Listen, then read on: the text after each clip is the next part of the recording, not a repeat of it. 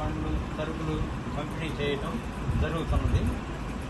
కీర్తిశేషులు వాసిరెడ్డి సీతారామయ్య గారి 32వ వర్ధంతి సందర్భంగా 32 సంవత్సరాల నుంచి వారు ఈ విధంగా కార్యక్రమాలు చేస్తున్నారంటే చాలా సంతోషం, అభినందనీయం. ఇదంతా వాడి కుమార్తె అల్లుడు శ్రీదేవి శివప్రసాద్ గారు, వనజ కుమారి గారి సౌజన్యంతో ఈ నిత్యావసర సరుకులు పండ్లు పంపిణీ చేయడం జరుగుతున్నది.